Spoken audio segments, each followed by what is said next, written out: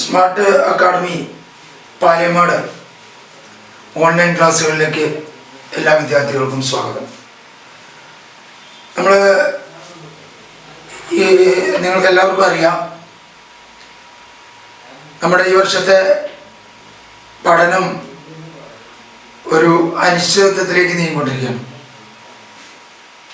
ക്ലാസ്സുകൾ എന്ന് തുടങ്ങും, എങ്ങനെയൊക്കെ ആയിരിക്കും എന്നതിനെ കുറിച്ചൊന്നും നമുക്കൊരു അറിവും ഇല്ലാത്തൊരു സാഹചര്യത്തിലേക്കാണ് പോയിക്കൊണ്ടിരിക്കുന്നത്. വലിയൊരു മഹാമാരി നമ്മളെ വലയം ചെയ്തിട്ട് വർഷങ്ങളായി, അല്ലെങ്കിൽ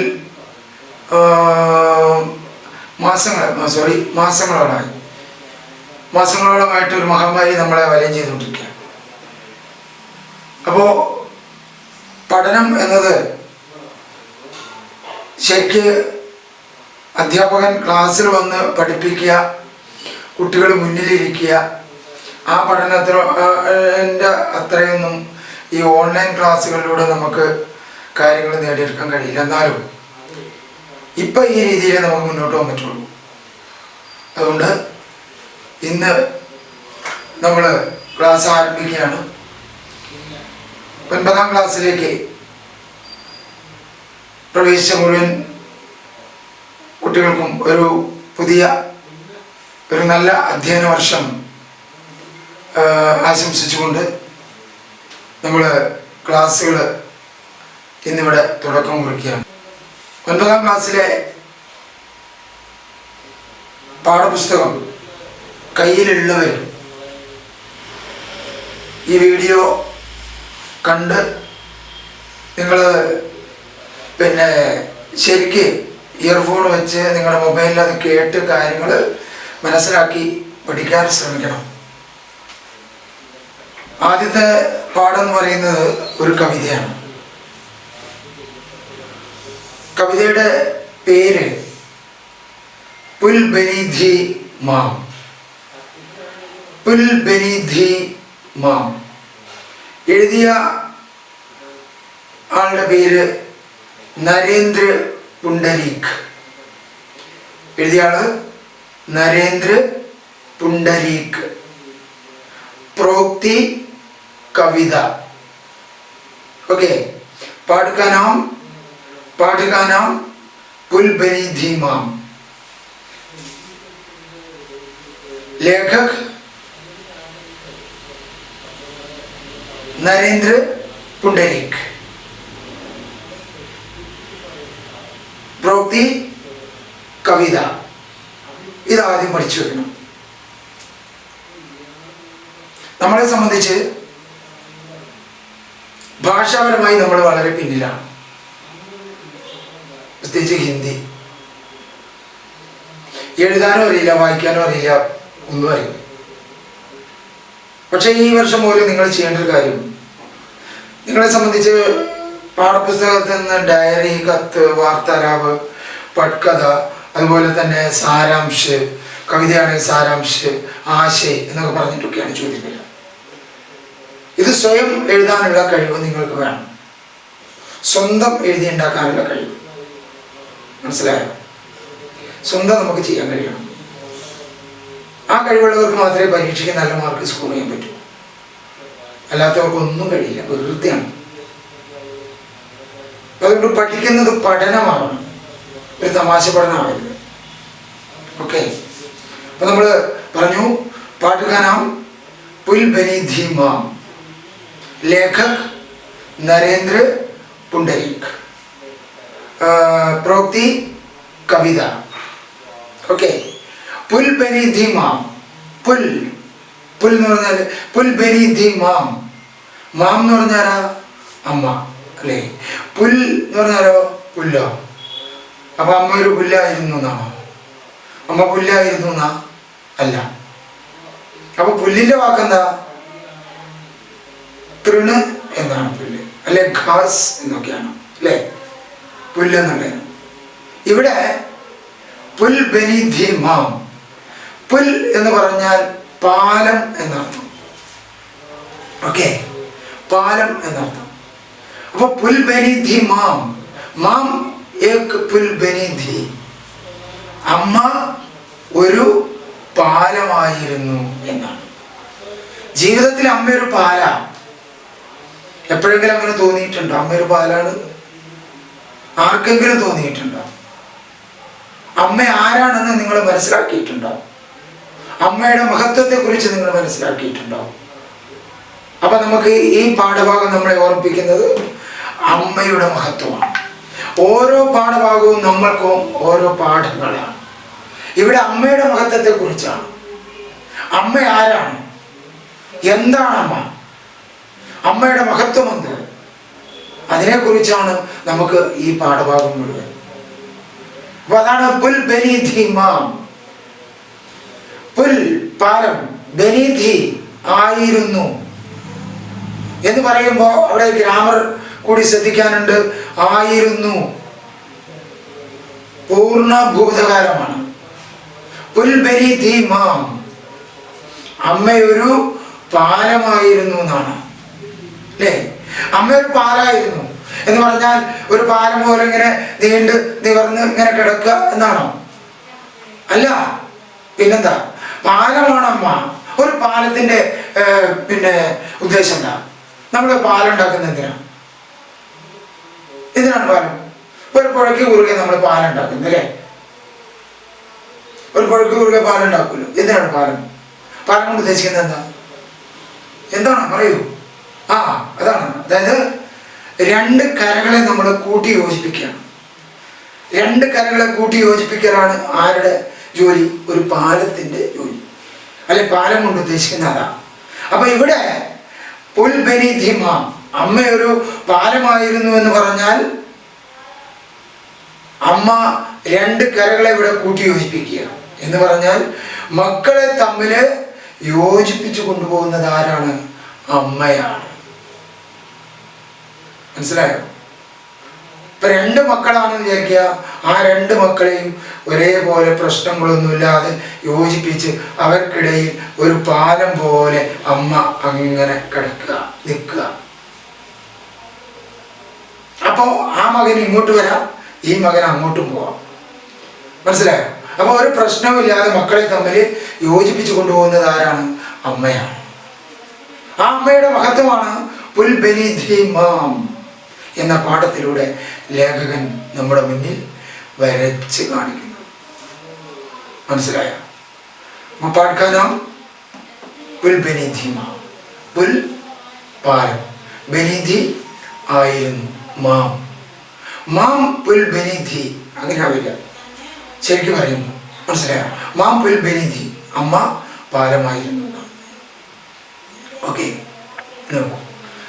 हम भाइयों के बीच पुल बनी थी माम, जिसमें आए दिन दौड़ती रहती थी बेधड़क, बिना किसी हरीलाल बत्ती के हम लोगों की चुप चुप छक छक.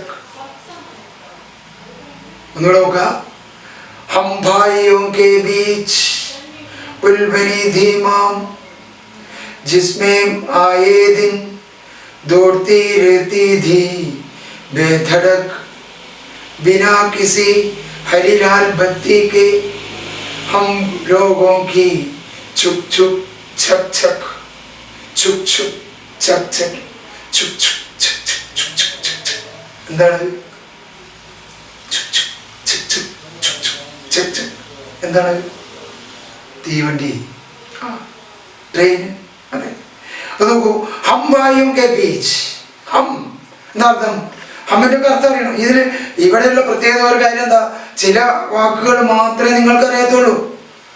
നിങ്ങൾ ഇതുവരെ കേൾക്കാത്ത വാക്കുണ്ടാവുള്ളൂ. ബാക്കിയെല്ലാം നിങ്ങൾ ഇതുവരെ കേട്ട് പഠിച്ച വാക്കുകളാണ്, അർത്ഥമറിഞ്ഞ വാക്കുകളാണ്. പക്ഷെ എന്ത് സംഭവിച്ചു?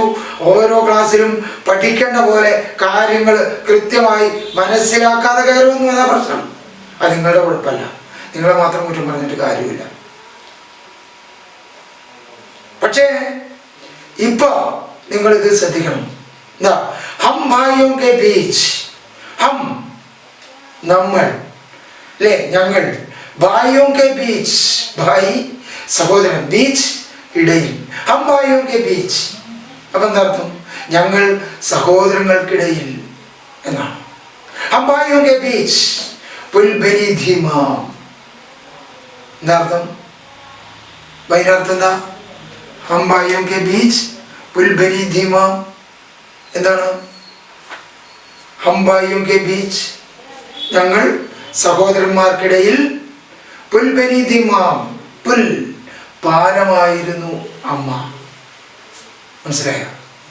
ഓ സഹോദരന്മാർ പറയാണ്, ഹം ഭായിയോं के बीच मां एक पुल बनी थी. ഹം ഭായിയോं के बीच ഞങ്ങൾ സഹോദരന്മാർക്കിടയിൽ മാം ഏക് പുൽ ബനി ഥി, അമ്മ ഒരു പാലമായിരുന്നു എന്ന് പറഞ്ഞാൽ ഞങ്ങൾ സഹോദരന്മാരെ ഒരുമിപ്പിച്ച് കൊണ്ടുപോയത് ഒരു പാലം പോലെ, അക്കരയ്ക്കും ഇക്കരയ്ക്കും ഒരു തടസ്സവുമില്ലാതെ ഞങ്ങളെ ഒരുമിപ്പിച്ച് കൊണ്ടുപോയത് ആരാണ്? അമ്മയാണ്. പിന്നെയോ ജിസ്മേ ആയേദിൻ, ആയേദിൻ വന്ന കാലത്ത് എന്ന് പറഞ്ഞാൽ അമ്മയ്ക്ക് കഴിഞ്ഞിരുന്ന കാലത്ത്, ദോർത്തി ദോർത്തി ദോട് ഓടുക, ദോർത്തി ഓടിക്കൊണ്ടിരുന്നു, ഓടിക്കൊണ്ടിരിക്കുകയായിരുന്നു. കേട്ടാ രഹിത്തീതി, അവിടെയൊക്കെ ഗ്രാമർ ഉണ്ട് കേട്ടാ. ഏതാ? താൽക്കാലിക അപൂർണ ഭൂതകാലം. രഹിത്തീതി ഓടിക്കൊണ്ടിരിക്കുകയായിരുന്നു.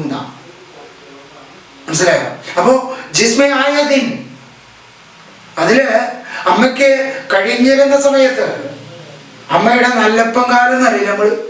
എന്താ നല്ലപ്പം കാലം എന്ന് പറഞ്ഞാൽ അമ്മക്കുള്ള നല്ല ആരോഗ്യവതിയായിരിക്കുന്ന കാലം അല്ലേ? ആ കാലത്ത് എന്താ ആയതിൻ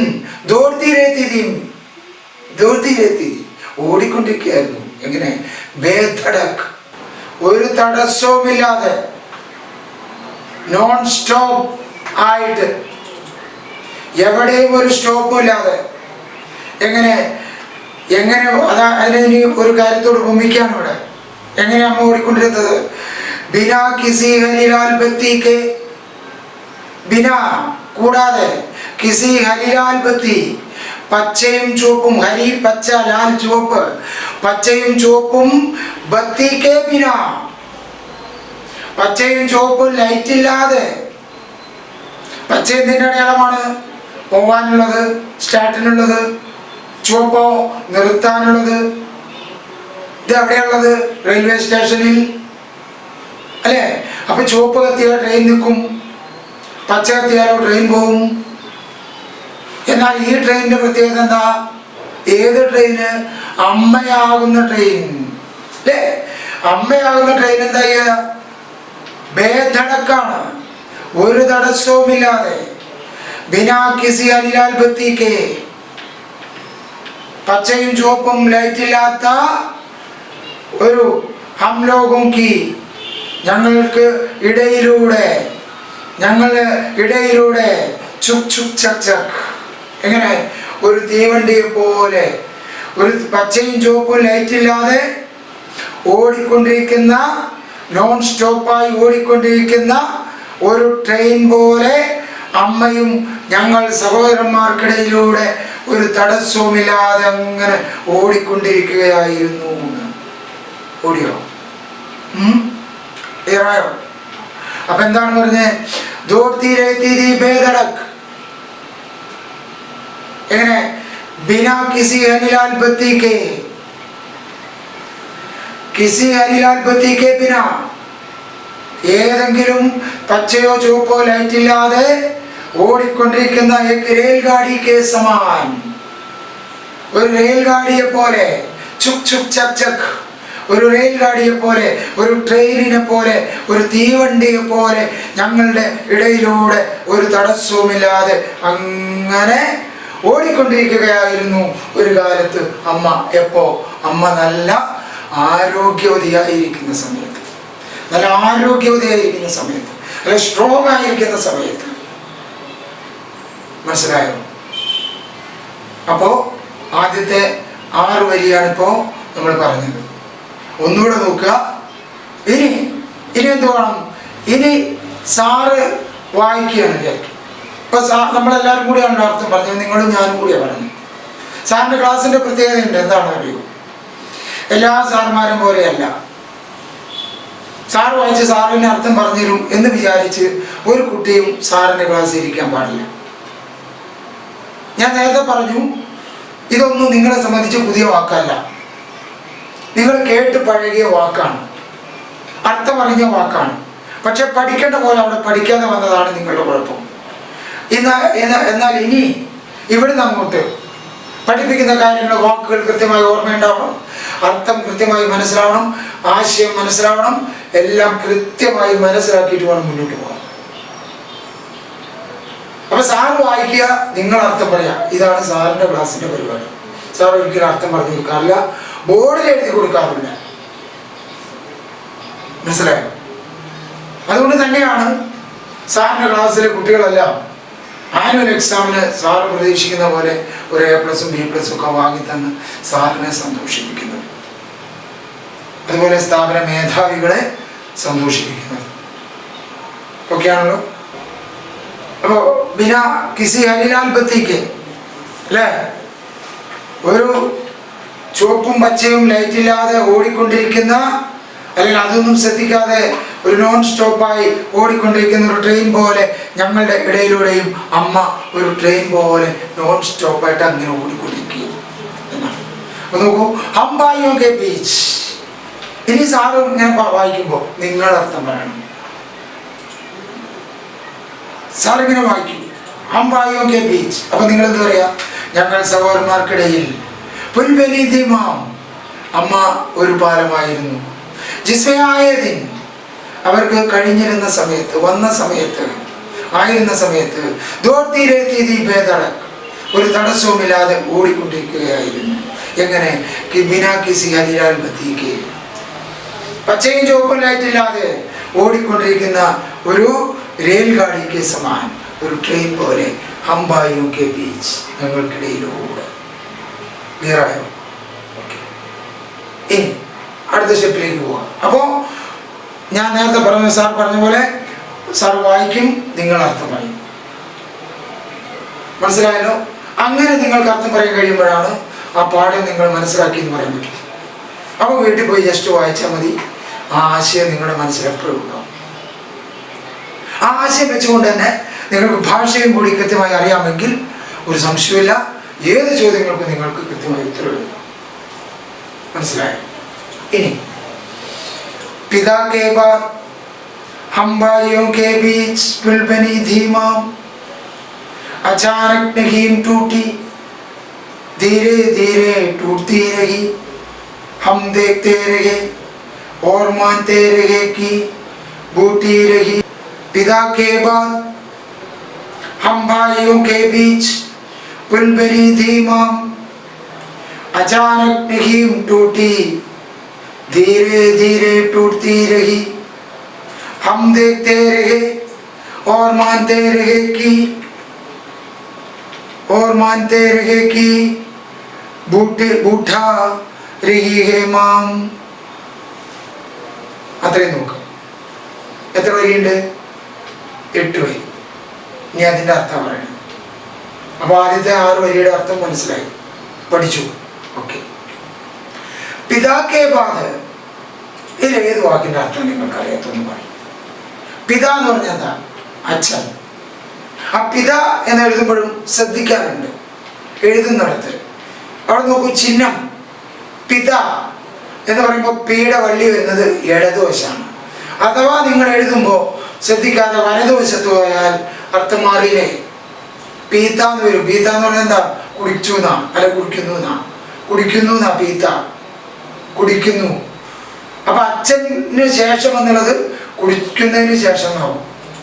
ഒരു ചിഹ്നം കൊണ്ടാണ് അർത്ഥം മാറുന്നത്, ഒരു അക്ഷരം മാറുമ്പോഴാണ് അർത്ഥം മാറുന്നത്. അതുകൊണ്ട് വളരെ ശ്രദ്ധ ഹിന്ദി പഠനത്തിൽ കാണിച്ചിരിക്കണം, നല്ല ശരിയാവും. മനസ്സിലായോ? അപ്പൊ എന്താ? പിതാക്കെ ബാദ്, അച്ഛന് ശേഷം. ഹംബായിയോ കെ ബീച്ച്, നമ്മൾ നേരത്തെ പറഞ്ഞ വാക്കാണ്. എന്താ? ഞങ്ങൾ സഹോദരന്മാർക്കിടയിൽ പുൽബനി ധീമാ, മാം പുൽബനി ധീ, അമ്മ പാലമായിരുന്നു. കിസ്കെ ബാദ്? പിതാക്കെ ബാദ്. पिता के बाद कौन बनी थी माँ? एक पुल बनी थी. किसके बीच? हम भाइयों के बीच. ഏത് ചോദ്യങ്ങൾക്ക് ഉത്തരം പറയാം? മനസ്സിലായോ? അപ്പോ പിതാക്കെ ബാദ്, അച്ഛന് ശേഷം, ഹംബായിയും കെ ബീച്ച്, ഞങ്ങൾ സഹോദരന്മാർക്കിടയിൽ പുൽ ബനി ഥി മാം, അമ്മയൊരു പാലമായി. അപ്പൊ അച്ഛന് ശേഷം, അച്ഛൻ മരിച്ചതിന് ശേഷം ഞങ്ങൾ ഞങ്ങൾക്കിടയിൽ അമ്മയൊരു പാലമായിരുന്നു എന്ന് പറഞ്ഞാൽ അമ്മയാണ് ഞങ്ങളെ കൂട്ടി യോജിപ്പിച്ചു കൊണ്ടുപോയത്. അചാനക് ടൂട്ടി. ആ പാലം നല്ല ഉറപ്പുള്ള പാലമായിരുന്നു. അതുകൊണ്ടെന്താ അച്ചാനക്, അച്ഛാ അനക്ക് എന്നാണോ? അച്ഛാ അനക്ക് എന്നുള്ളതാണോ അതിൻ്റെ അർത്ഥം? പിന്നെന്താ അച്ചാനക്, പെട്ടെന്ന് എന്നർത്ഥം കേട്ടാ. പെട്ടെന്ന് Raheem tutti, tutti Raheem, tutti പൊട്ടുക, തകരുക. പെട്ടെന്ന് അത് തകർന്നില്ല, കാരണം നല്ല ഉറപ്പുള്ള പാലമായിരുന്നു. ഏത് പാലം? അമ്മയാകുന്ന പാലം. മനസ്സിലായോ? അപ്പോ പെട്ടെന്ന് അത് തകർന്നില്ല. അച്ചാനക് രഹീം ടൂട്ടി, പെട്ടെന്ന് തകർന്നില്ല. ധീരെ ധീരെ ടൂട്ടി രഹി, ധീരെ ധീരെ പഠിച്ചതാണ്. പതുക്കെ പതുക്കെ ടൂട്ടി രഹി, പൊട്ടിക്കൊണ്ടിരുന്നു. പാലം അങ്ങനെയാണല്ലോ, വർഷങ്ങൾ കഴിഞ്ഞിട്ടാണല്ലോ പാലത്തിന് അവിടെ ഇവിടെയൊക്കെ ചെറിയ ചെറിയ പൊട്ടുകളും തകരാറുകളൊക്കെ, വണ്ടികൾ ഓടി ഓടി ഓടി ഓടി തകരാറുകൾ ഉണ്ടാവുക എന്ന് പറഞ്ഞ പോലെ ഈ പാലവും പതുക്കെ പതുക്കെ ഇങ്ങനെ പൊട്ടിക്കൊണ്ടിരുന്നു. അല്ലേ, ഞങ്ങളതിങ്ങനെ കണ്ടുകൊണ്ടിരുന്നു. അമ്മയ്ക്ക് പ്രായമായിക്കൊണ്ടിരിക്കുക. അപ്പൊ പ്രായമാകുന്നത് നമ്മളിങ്ങനെ കാണുമല്ലോ. അമ്മയ്ക്ക് അച്ഛനൊക്കെ പ്രായമാകുന്നത് നമ്മൾ മക്കളിങ്ങനെ കാണില്ലേ? എങ്ങനെ കാണുക? അല്ലെ എങ്ങനെയാ നമുക്കത് മനസ്സിലാവുക? അവർക്ക് പ്രായമാവുകയാണെന്ന്, അവർക്ക് പ്രവൃത്തി ചെയ്യാൻ കഴിയാതെ വരിക, സംസാരത്തിൽ മാറ്റം വരിക, പറഞ്ഞു തന്നെ ഇങ്ങനെ പറഞ്ഞുകൊണ്ടിരിക്കുക, അല്ലേ? അതൊക്കെ ആവുമ്പോ എന്താ? അപ്പൊ നമുക്കിങ്ങനെ തോന്നും അമ്മയ്ക്കൊക്കെ മാറ്റങ്ങൾ വന്നുകൊണ്ടിരിക്കുന്നുണ്ട്, പ്രായമായിക്കൊണ്ടിരിക്കുന്നുണ്ട്. ഹം ദേഖ്തേ രഹേ ഓർ മാൻതേ രഹേ. ഞങ്ങളത് മാൻതേ അംഗീകരിച്ചുകൊണ്ടിരുന്നു. ഞങ്ങളത് അംഗീകരിച്ചുകൊണ്ടിരുന്നു. എന്ത്?